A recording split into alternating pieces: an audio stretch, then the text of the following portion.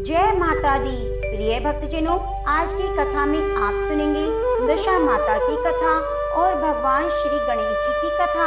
एक समय की बात है, गणेश जी भगवान एक बहुत ही सुंदर गांव से निकल रहे थे। इस गांव के खेत बहुत हरे भरे थे। सुबह का समय था। ठंडी ठंडी हवा का आनंद लेते हुए गणेश जी मूषक पर सवार होकर चले जा रहे थे। इतने में ही वह खेत से गुजरे जिसमें जौ की फसल खड़ी थी। तो गणेश जी ने एक जौ की बाली तोड़ ली। फिर उसे तोड़कर देखा तो उसके अंदर 13 अनाज के दाने थे। यह देखकर गणेश जी को तो बहुत ही अफसोस हुआ। वे सोचने लगे, मैंने बिना पूछे किसी के खेत से 13 दाने अनाज के तोड़ लिए हैं, तो यह तो चोरी हो गई। चोरी करना तो पाप होता है, पर मैंने जानबूझकर चोरी नहीं की। तो गणेश जी उस खेत के मालिक का पता लगाने के लिए निकले। फिर किसी ने गणेश जी को बताया कि यह खेत हमारे सेठ का है। तो गणेश जी पता लगाकर सेठ की दुकान पर पहुंच गए और कहा, सेठ जी मुझे काम पर रख लो, मुझे नौकरी की जरूरत है। अब सेठ जी को तो काम वाले की जरूरत थी, तो सेठ जी ने उसे काम पर रख लिया। फिर गणेश जी ने कहा, मैं आपके यहाँ 12 साल नौकरी करूँगा। तो सेठ जी ने कहा, कोई बात नहीं, जब तक तुम्हारी इच्छा है तुम नौकरी कर सकते हो। तुम यह बताओ तुम्हारा नाम क्या है। तब गणेश भगवान ने कहा, मेरा नाम तो गणेश है। फिर गणेश जी सेठ जी के यहाँ नौकरी पर लग गए। घर का सारा काम करते और समय मिलते ही खेत में काम करने चले जाते। सेठ जी यह देखकर बहुत ही खुश होते कि यह लड़का कितना ईमानदार और सच्चा है। काश मेरे भी इसी तरह से एक बेटा होता। क्योंकि सेठ जी की संतान नहीं थी, इसलिए सेठ और सेठानी बड़े ही दुखी रहते थे। सेठ जी तो गणेश जी को अपने पुत्र के समान ही प्यार करते थे। एक दिन की बात है, सेठानी लघु शंका के लिए गई और आकर राख से हाथ धोने लगी। तो यह देखकर गणेश जी ने सेठानी का हाथ पकड़ लिया और मिट्टी से हाथ धुलवा दिया। यह देखकर सेठानी को बहुत ही गुस्सा आया। उसने जाकर सेठ जी से शिकायत की और कहा कि कैसा नौकर रखा है, उसने आज हाथ पकड़ लिया। पता नहीं आप उसकी किस बात की इतनी तारीफ करते हैं कि वह सच्चा है, वह तो ईमानदार है। तब सेठानी की बात सुनकर सेठ जी ने गणेश को बुलाया और पूछा, बेटा गणेश, सेठानी सच बोल रही है क्या? तूने इनका हाथ पकड़ लिया, ऐसा क्यों किया? तो गणेश जी हाथ जोड़कर बोले, सेठ जी मैंने तो हाथ पकड़कर बस इतना ही कहा कि राख से हाथ मत धोएं, क्योंकि राख से हाथ धोने पर लक्ष्मी जी नाराज होकर चली जाती हैं और मिट्टी से हाथ धो ले तो लक्ष्मी जी लौट आती हैं। और सेठ जी सोचने लगे, गणेश ठीक कह रहा है, इसमें कोई गलत बात नहीं है। जो कुछ भी इसने किया वह हमारी भलाई के लिए किया। ऐसा करते करते कई दिन बीत गए। थोड़े दिनों बाद कुंभ का मेला आया। तो सेठानी सेठ जी से कहने लगी, सेठ जी मुझे तो कुंभ के मेले में स्नान करने जाना है। तो सेठ जी ने कहा, मुझे तो समय नहीं, दुकान संभालनी होती है, फिर खेत पर भी जाना होता है। यह सोचते हुए उन्होंने गणेश को आवाज दी और कहा, बेटा गणेश तुम ऐसा करो, सेठानी को कुंभ के मेले में स्नान करवा के ले आओ। तो सेठ जी की आज्ञा पाकर गणेश सेठानी को लेकर कुंभ के मेले में चला गया। सेठानी तो वहां जाकर पानी को हाथ लगाकर देख रही थी कि पानी ठंडा है और आगे जाऊं तो वहां गहरा है, कहीं मैं डूब न जाऊं। यह सोच विचार कर वह किनारे पर बैठकर स्नान कर रही थी। तब गणेश जी ने उनका हाथ पकड़ा और आगे ले जाकर डुबकी लगवाकर घर ले आए। घर आते ही सेठानी ने सेठ जी से कहा, आपने कैसा नौकर रखा है, इसने तो मेरे लोगों के बीच में इज्जत नहीं रखी। इतनी सारी भीड़ थी, वहां पर उन सभी के बीच में मुझे घसीटकर पानी में आगे ले गया। तब यह सुनकर सेठ जी सोचने लगे, गणेश ऐसा क्यों कर रहा है। उन्होंने आवाज लगाई, बेटा गणेश इधर आओ, क्या सेठानी सच कह रही है? तो गणेश जी ने कहा, हाँ सेठानी सच कह रही है, इन्हीं से पूछो मैंने ऐसा क्यों किया। यह तो किनारे पर बैठकर गंदे पानी से स्नान कर रही थी। जब हम इतनी दूर से कुंभ के मेले में स्नान करने के लिए गए हैं, तो कम से कम अच्छे पानी में जाकर डुबकी तो लगाओ। यह सुनकर सेठ जी फिर सोचने लगे, गणेश जी सच कह रहे हैं। फिर सेठ जी ने सेठानी को समझा दिया और गणेश को कुछ नहीं कहा। ऐसा करते करते घर पर पूजा पाठ रखी, हवन हो रहा था तो सेठ जी ने गणेश जी से कहा, जाओ सेठानी को बुला कर लाओ, हवन शुरू होने वाला है। तब गणेश जी सेठानी को बुलाने के लिए गए। सेठानी तैयार हो रही थी। चुनरी ओढ़कर जैसे ही गणेश जी के साथ चलने लगी तो गणेश जी ने चुनरी पकड़ ली और फाड़ दी और कहा, लाल चुनरी ओढ़कर आओ। तो सेठानी तो नाराज हो गई और सेठ जी बार बार देखते रहे कि सेठानी आई नहीं। आखिर क्या बात है। काफी देर इंतजार करने के बाद स्वयं हवन से खड़े हुए और अंदर जाकर देखा तो सेठानी तो पलंग पर सोई थी। तो सेठ जी ने कहा, क्या बात है, मैंने गणेश को तुम्हें बुलाने भेजा था, वह आया नहीं तुम्हारे पास। तो सेठानी रोते हुए कहने लगी, सेठ जी आज तो हद हो गई, आपके गणेश ने मेरी चुनरी फाड़ दी। अब भी तुम यही कहोगे कि गणेश ने यह सब सही कहा। तब ये सुनते ही सेठ जी को गुस्सा आया और गुस्से में गणेश जी को आवाज लगाई। सेठ जी की आवाज सुनकर गणेश जी दौड़े दौड़े आए और कहने लगे, सेठ जी क्या बात है। तो सेठ जी गणेश जी को डांटने लगे और कहा, गणेश तूने आज तो हद कर दी, अपनी सेठानी की चुनरी फाड़ दी, तुमने ऐसा क्यों किया, मुझे बताओ। तो अब गणेश जी ने कहा, सेठ जी सेठानी काली चुनरी ओढ़कर हवन में बैठने वाली थी और काले वस्त्र कभी भी पूजा पाठ में नहीं पहनने चाहिए, इसलिए मैंने लाल चुनरी ओढ़ने के लिए कहा। काला वस्त्र पहनने से कोई भी शुभ काम सफल नहीं होता। तो सेठ जी ने सोचा, गणेश जी हैं, समझदार हैं, फिर सेठानी को समझा दिया और हवन में ले गए। ऐसा करते करते कई महीने बीत गए। गणेश जी की नौकरी के 12 वर्ष पूरे हो गए। एक दिन की बात है, सेठ जी ने अपने घर पर गणेश भगवान की पूजा रखी। पूजा करने के लिए पंडित जी आए। वे पूजा पाठ की सारी सामग्री तैयार करके कहने लगे, सेठ जी मैं तो मूर्ति घर पर ही भूल आया हूँ, अब क्या करें। तो गणेश जी वहीं खड़े थे। उन्होंने कहा, मेरे को ही मूर्ति बनाकर विराजमान कर लो, आपके सारे काम सफल हो जाएंगे। गणेश जी इतना कहते ही सेठ जी को तो बहुत गुस्सा आया। उन्होंने कहा, अब तक तो तुमने सेठानी से मजाक किया, अब मुझसे भी मजाक करने लगे।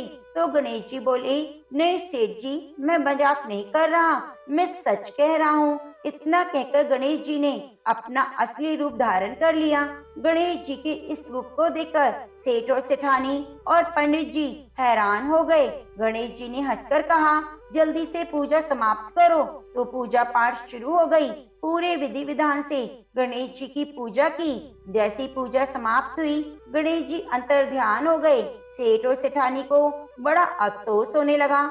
उन्होंने कहा कि हमारे पास आज तक गणेश जी रहते थे, हम उनसे काम करवाते, हमें तो पता ही नहीं था कि ये गणेश भगवान हैं। अब यह पाप कैसे उतरेगा, हमने उनसे कितना काम करवाया। तब सेठानी ने कहा, आपने तो काम ही करवाया था, मैंने तो गणेश भगवान को न जाने कितनी डांट लगाई। तो गणेश भगवान मुझसे तो जरूर नाराज होंगे। अब हमें क्या करना चाहिए। ऐसा अफसोस करते करते सेठ और सेठानी सो गए। गणेश जी ने सेठ जी को सपने में आकर कहा, आप इस तरह दुखी होकर क्यों सो रहे हैं। मैंने आपके यहाँ कोई काम नहीं किया, क्योंकि 12 साल पहले मैंने आपके खेत से बाली तोड़ी थी। उसी का कर्ज चुकाने के लिए मैं आपके घर पर काम कर रहा था। आपको अफसोस करने की जरूरत नहीं। मैं तो अपनी चोरी का दोष उतारने के लिए आपके यहाँ आया था। आपके साथ रहकर मुझे बहुत अच्छा लगा। आज से आपके घर में कोई भी चीज की कमी नहीं होगी।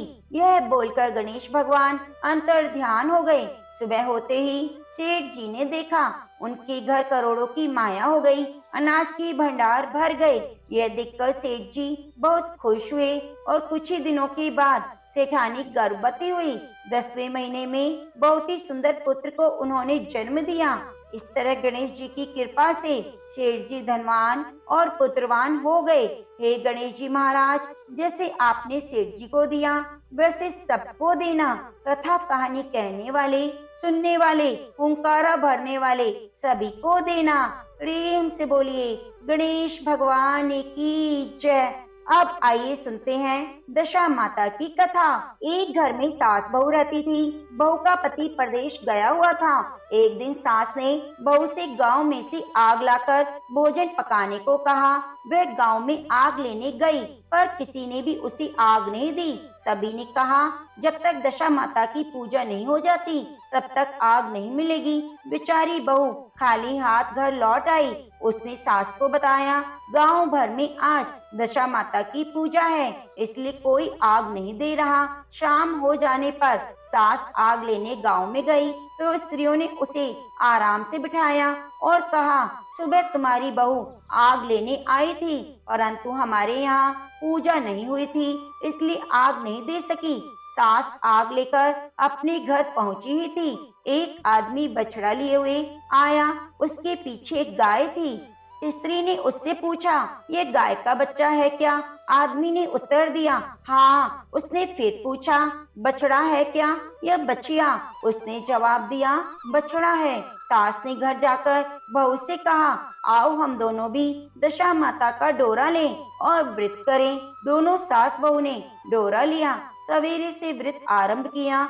9 व्रत हो जाने पर 10वें दिन डोरे की पूजा की। सास बहू दोनों ने मिलकर गोल गोल 10 कुल 20 फेरे बनाए। 21वां बड़ा फेरा बनाया, गाय को दिया। पूजा समाप्त होने पर सास बहू दोनों पारण करने बैठ गई। उसी समय बुढ़िया के बेटे ने परदेश से लौटकर दरवाजे पर आवाज लगाई। आवाज सुनकर माँ ने मन में सोचा, क्या हुआ? थोड़ी देर बेटा दरवाजे पर ही खड़ा रह जाएगा, मैं पारण करने के बाद दरवाजा खोलूंगी। इधर बहू ने आवाज सुनी तो उसे रुकने का साहस नहीं हुआ।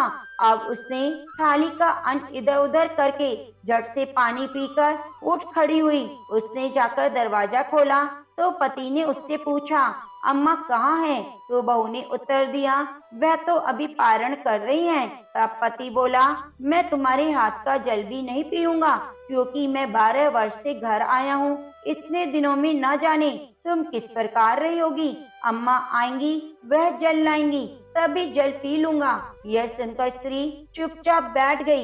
इतने में उसकी अम्मा पारण करके अपनी थाली धोकर पी चुकी। तब वह लड़के के पास गई। लड़के ने माँ के पैर छुए। अम्मा ने आशीर्वाद देकर बेटे को घर में ले आई। इसके बाद माता ने थाली परोस कर रखी तो बेटा भोजन करने लगा। उसके हाथ में पहला ग्रास ही लगा कि फेरों के टुकड़े जो बहू ने अपनी थाली में फेंक दिए थे अपने आप बेटे के सामने आने लगे। बेटे ने माँ से पूछा, ये सब क्या हो रहा है? तो माँ बोली, मैं क्या जानूं बेटा, बहू जाने। यह सुनकर बेटा आग बबूला होकर बोला, ऐसी बहू मेरे किस काम की? जिसके चरित्र की तुम साक्षी नहीं हो, उसको मैं घर में नहीं रख सकता। इसे मैं अभी घर से निकाल देता हूँ। यदि यह घर में रहेगी तो मैं घर में नहीं रहूंगा। माँ ने बेटे को व्रत के पारण का सब हाल बताकर हर तरह से समझाया, परंतु वह मानने को तैयार नहीं हुआ। वह यही कहता रहा कि इसे घर से बाहर करो तो मैं यहाँ रह सकता हूँ। माँ ने सोचा, बहू को थोड़ी देर के लिए बाहर कर देती हूँ, जब लड़के का गुस्सा उतर जाएगा तब बहू को बुला लूंगी। बुढ़िया ने बहू से कहा, देहरी के बाहर जाकर पेड़ के नीचे थोड़ी देर के लिए खड़ी हो जा। जब बहू पेड़ के नीचे खड़ी हुई तो पेड़ बोला, मुझसे हटकर खड़ी हो, मैं दशा माता के विरोधी को छाया भी नहीं दे सकता। इस पर वहां से चलकर घड़ों के पास पहुंची। घड़ों बोला, मुझसे हटकर खड़ी हो, मुझ पर इतना भार घड़ों का नहीं जितना तेरा है। वह यहाँ से हटकर कूड़े के ढेर पर खड़ी हो गई। कूड़े का ढेर बोला, मुझ पर इतना भार कूड़े का नहीं जितना तेरा है, चल यहाँ से हटकर कहीं और खड़ी हो जा। इस प्रकार उसे कहीं भी खड़ा होने नहीं दिया गया। वह मन ही मन बहुत दुखी हुई। वह जंगल में चली गई। जंगल में भूखी प्यासी घूमती फिरती एक सूखे कुएं में गिर पड़ी। वहां उसमें गिरी, परंतु उसे चोट नहीं आई। वह नीचे बैठ गई। अचानक राजा नल वहां शिकार खेलते खेलते पहुंच गए। उनके साथी बिछड़ गए थे। वे प्यास के कारण उसी कुएं पर आए जिसमें वह स्त्री बैठी थी। राजा नल के भाई ने कुएं में पानी के लिए लोटा डाला। उस स्त्री ने लोटे को पकड़ लिया। भाई ने नल से कहा, इस कुएं में किसी ने लोटा पकड़ लिया है। तब राजा नल ने कुएं पर आकर कहा कि तुम यदि पुरुष हो तो मेरे धर्म के भाई हो, यदि स्त्री हो तो मेरी धर्म की बहन हो। तुम जो भी हो बोलो, मैं तुम्हें बाहर निकाल लूंगा।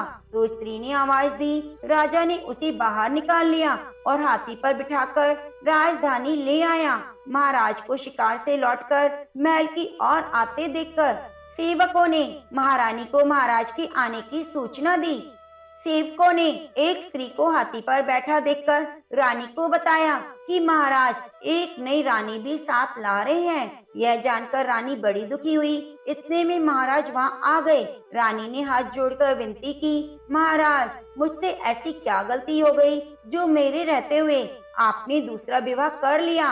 राजा नल ने हंसकर कहा, यह तुम्हारी सौत नहीं, मेरी धर्म की बहन है। तुम्हें उसके साथ अपनी सगी ननद की तरह बर्ताव करना चाहिए। यह सुनते ही महारानी का मुख प्रसन्नता से कमल की भांति खिल उठा।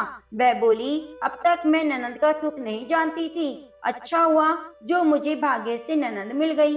राजा ने उसका नाम मुंह बोली बहन रखा। उसके लिए अलग महल बनवाया। उसके दिन अब सुखपूर्वक बीतने लगे। एक दिन राजा की घोड़ी का बच्चा हुआ तो राजमहल की स्त्रियां बधाई के गीत गाने लगी। मुंह बोली बहन ने अपनी दासियों से कहा, बाहर जाकर पता करो किस बात की बधाई गाई जा रही है। तो दासियों ने बताया, महाराजा की घोड़ी ने एक अच्छी घोड़ी को जन्म दिया है, उसकी बधाई गाई जा रही है। मुंह बोली बहन ने पूछा, क्या घोड़ी ने पहली बार जन्म दिया है? तो दासी ने उत्तर दिया, हाँ। तब मुंह बोली बहन ने महारानी के पास जाकर कहा, आओ भाभी रानी, हम तुम दोनों दशा माता का डोरा ले ले। रानी ने पूछा, डोरा क्या चीज है, मुझे समझाओ। वह बोली, दशा माता के व्रत का नियम है कि पहले जब गाय या घोड़ी या स्त्री के प्रसव की खबर सुने तो डोरा लेकर व्रत आरंभ करते हैं। 9 व्रत करने के बाद 10वें दिन डोरे का पूजन करके विसर्जित करते हैं। इसके साथ उसने पारण का नियम भी बताया। तब महारानी बोली, तुम्हारा व्रत तुमको फले। मैं पूड़ी और दूध की खीर खाने वाली महारानी भला वन फूल पपड़ी खाकर कैसे रह सकती हूँ? ऐसा खाना खाए मेरे दुश्मन। वह बोली, भाभी मुझे जो चाहे वह कह लो, परंतु व्रत के संबंध में कुछ मत कहो। मैं इसी व्रत की उल्लंघन के कारण मारी मारी फिरती आपके देश में आ गई। तो महारानी ने उदासीनता के साथ कहा, मुझे क्या पड़ी है, तुम्हें जो अच्छा लगे वह करो, मैं मना तो नहीं कर रही। मुंह बोली बहन ने श्रद्धा पूर्वक डोरा लिया। 9 दिन तक व्रत किए। 10वें दिन विधि पूर्वक पूजन किया, गोला फेरा बनाया। संध्या को पारण करने बैठी। उसी समय उसके पति को अचानक कुछ प्रेरणा सी हुई। वह अपनी माता से आज्ञा लेकर अपनी पत्नी को ढूंढने चल दिया। घूमता फिरता राजा नल की राजधानी में पहुंचा और अपनी पत्नी का पता लगाने लगा। उनमें एक कुएं पर कुछ औरतें बातें करते देखा। एक कह रही थी कि राजा की मुंह बोली बहन बहुत ही सुंदर स्त्री है, आजकल उसी का किया हुआ सब कुछ होता है। दूसरी स्त्री बोली, वह सुंदर होने के साथ साथ धर्मात्मा है, जब से आई है तभी से सदा व्रत खोल रखा है, उसके दरवाजे से कोई भी व्यक्ति खाली हाथ नहीं जाता। तीसरी स्त्री बोली, वह जैसी धर्मात्मा है वैसी सदाचारी भी है। चौथी स्त्री बोली, वह सदाचार और सर्वप्रिय भी है, सारी प्रजा उससे खुश है। पांचवी स्त्री बोली, वह सब तो सही है, परंतु उसका अब तक यह नहीं पता चला वह कौन है, कहाँ की रहने वाली है। उन औरतों की बातों को सुनकर वह साधु के वेश में राजा नल की मुंह बोली बहन के महल के द्वार पर जा पहुंचा। वहाँ उसने भिक्षा के लिए आवाज लगाई तो द्वारपाल उसे भिक्षा देने लगा। उसने द्वारपाल के हाथों से भिक्षा लेने से मना कर दिया और बोला, भिक्षा देने वाली स्वामिनी के हाथ से ही भिक्षा ग्रहण करूंगा, नहीं तो अपने रास्ते पर चला। तब द्वारपाल ने उससे कहा, इस समय वह दशा माता का व्रत करके पारण कर रही है। पारण समाप्त होने के बाद ही वह तुमको भिक्षा दे सकती है, तब तक तुम इंतजार करो। वह चुपचाप बैठकर इंतजार करने लगा। पारण कर लेने के बाद वह मुट्ठी भर मोती लेकर आई, परंतु सामने अपने पति को पल्ला फैलाए देखकर वह मुस्कुराती हुई लौट गई। दोनों ने एक दूसरे को पहचान लिया था। महारानी ने मुंह बोली ननंद को मुस्कुराते हुए देखकर कहा, जब से तुम आई हो आज तक मैंने मुस्कुराते हुए नहीं देखा। आज इस साधु को देखकर हंसने का क्या कारण है? मुंह बोली बहन ने उत्तर दिया, वह साधु हमारे घर का है। रानी ने पूछा, तब वह ऐसा क्यों आया है? उसने कहा, वह अभी मेरा पता लगाने आया है। महारानी ने राजा नल से कहा, तुम्हारी मुंह बोली बहन के घर से लोग आए हैं। तो राजा ने कहा, उनसे कह दो अभी यहाँ से घर जाकर वे हमारी हैसियत से आए, तब मैं बहन की विदाई करूँगा। राजा नल की मुंह बोली बहन का पति घर जाकर अपनी माँ से बोला, तुम्हारी बहू राजा नल के यहाँ है, उसकी बहन बनकर रह रही है। वह रोज सदा व्रत करती है, नियम धर्म पालन करती है। तब उसकी माता ने उसे आज्ञा दी कि बहू को ले आओ। वह डोली लेकर ढोल बाजे के साथ राजा नल की राजधानी को चल दिया। राजा ने उसका यथोचित आदर सत्कार किया और कुछ दिन मेहमानी में रखकर विधि पूर्वक बहन की विदाई की। जब वह महल के बाहर निकलकर चलने लगा तो महल भी उसके पीछे पीछे चलने लगा। तब महारानी बोली, नंदन जी तुम चली और मेरा महल भी ले चली, जरा पीछे मुड़कर तो देखती जाओ। जो ही उसने पीछे मुड़कर देखा तो राजा का संपूर्ण राजसी वैभव अचानक लुप्त हो गया। राजा की मुंह बोली बहन तो अपने पति के साथ आनंद से रहने लगी, परंतु राजा नल और रानी का यह हाल हो गया। वे दोनों फटे हाल में फिरने लगे। उनके भोजनालय में पत्ते खड़खड़ाने लगे। राजा नल ने रानी से कहा, अब हमें यहाँ से कहीं दूसरी जगह चले जाना चाहिए। रानी पतिव्रता स्त्री थी, उसने राजा की आज्ञा मान ली। चलते चलते वह एक गांव के पास पहुंची। वहाँ पर बेरी के पेड़ पर बेर लगे हुए थे। राजा रानी दोनों भूखे थे। उन्होंने बेरों को उठाया तो बेर लोहे के हो गए। इस प्रकार राजा रानी जिस वस्तु को हाथ लगाते वह कंकड़ पत्थर में बदल जाती। इतने पर भी राजा रानी आगे बढ़ते गए। रास्ते में उन्हें एक व्यापारी मिला। व्यापारी ने राजा रानी को पहचान लिया। उसने राजा रानी के भोजन के लिए शेर भर आटा दे दिया। वे आटा लेकर नदी के किनारे गए।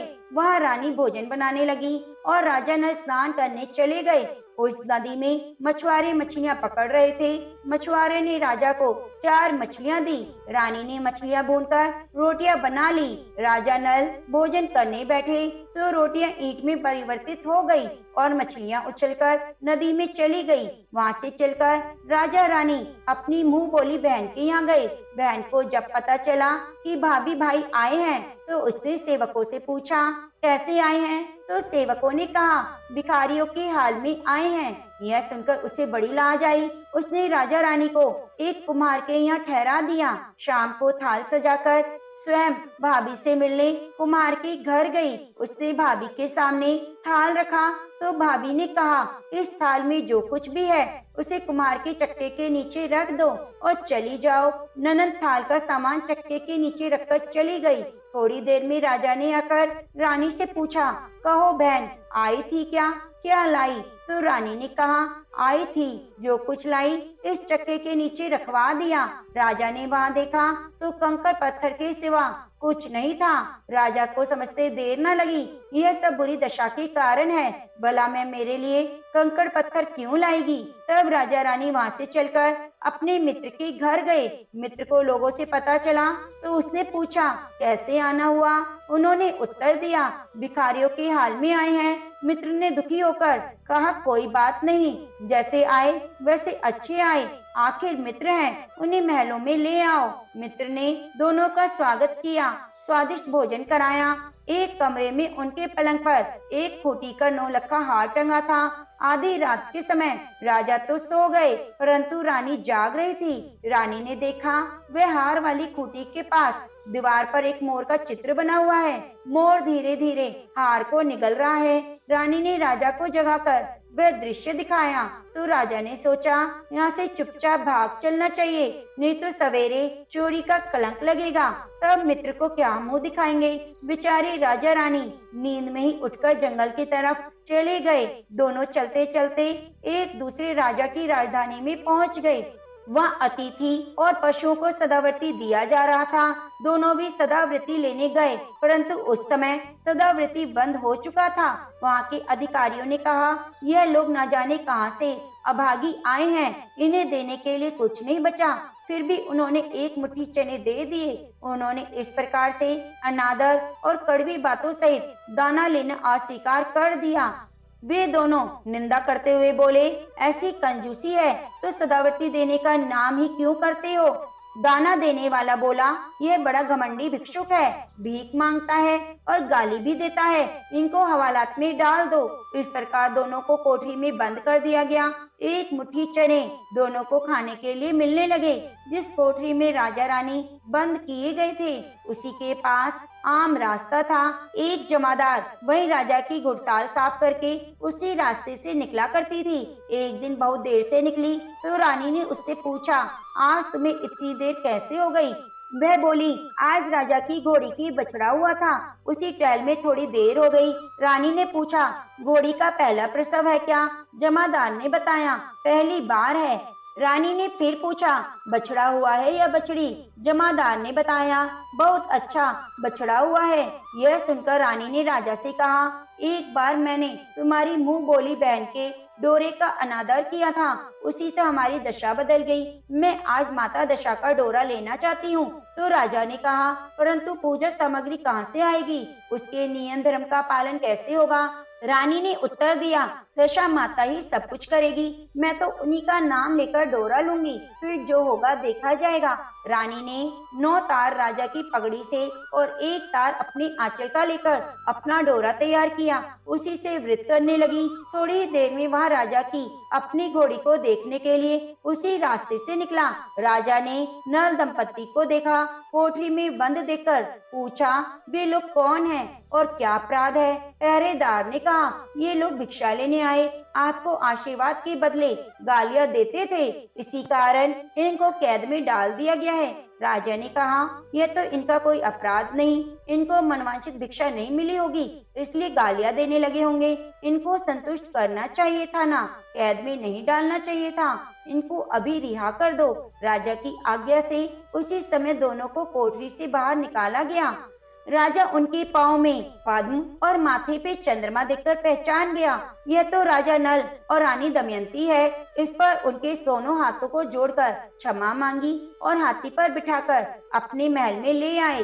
कुछ दिन तक राजा के यहाँ रहकर उन दोनों ने पूरे राजसी ठाट के साथ अपनी राजधानी को प्रस्थान किया।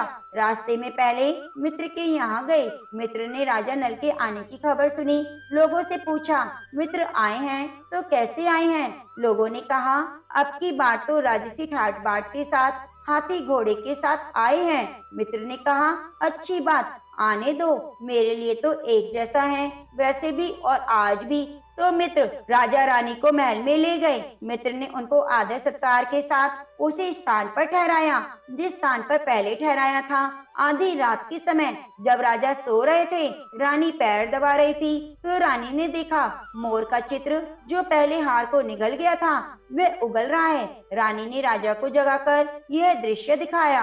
राजा नल ने अपने मित्र को बुलाकर दिखाया। मित्र बोला, मैंने तब भी तुमको चोर नहीं समझा था और ना आज समझता हूँ, यह तुम्हारी बुरी दशा का फल है। आप निश्चिंत रहिए, मेरे मन में कोई मैल नहीं। मित्र के यहाँ से चलकर राजा रानी अपनी मुंह बोली बहन के यहाँ गए। उनसे सुना, भैया आ रहे हैं। उसने लोगों से पूछा, कैसे आ रहे हैं। तब लोगों ने कहा, जिस प्रकार राजा को आना चाहिए उसी प्रकार आ रहे हैं। उसने कहा, उनको महल में ले आओ। जब राजा नल का हाथी बहन के महल की ओर बढ़ा, तब रानी ने कहा, आप अपनी बहन के घर जाइए, मैं तो उसी कुमार के घर रहूंगी जिसके यहाँ पहले ठहरी थी। तो राजा कहने लगा, जिस कारण इतने दुख उठाए तुम फिर झगड़ा मोल लेना चाहती हो, यह तुम अच्छा नहीं कर रही। परंतु रानी नहीं मानी, वे कुमार के घर पर ठहरी।